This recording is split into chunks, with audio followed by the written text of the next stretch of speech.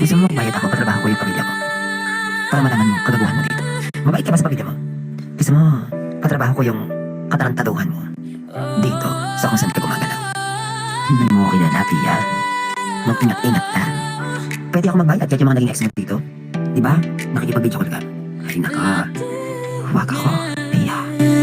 Sa paulit-ulit na kwento mo, may mga pusong nalilito sa galit na hindi mo mabitawan. Sino ba ang tunay na talo? Araw-araw umiikot, dala ang problema. Nakakulong sa galit, ayaw pakawalan ng drama. Isang utos lang na uwi sa bangayan.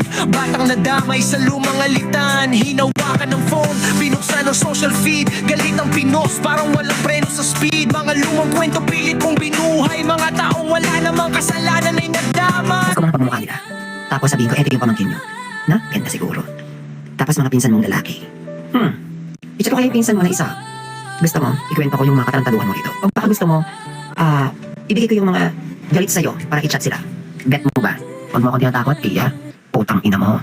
Chat dito, chat doon, paninira ang dala. Mga kwentong gawa-gawa pero pilit pinapaniwala. May nandidala, may nagtaka sa galaw, pero tuloy pa rin kahit mali na ang daan.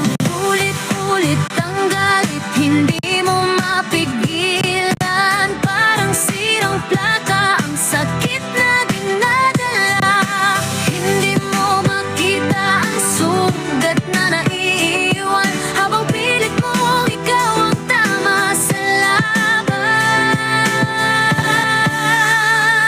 Gatine, bakit drama ang sandata mo lagi?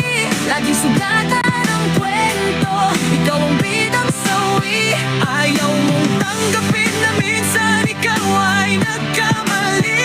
Hindi habang buhay ang mundo ay iikot sa'yo, sinta.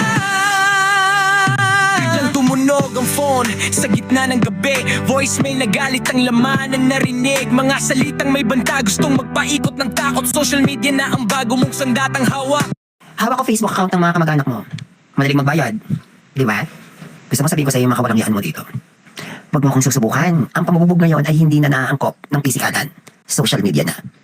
Gusto mong sabihin ko mga pinag-aagawa mo dito. Sabihin mo lang.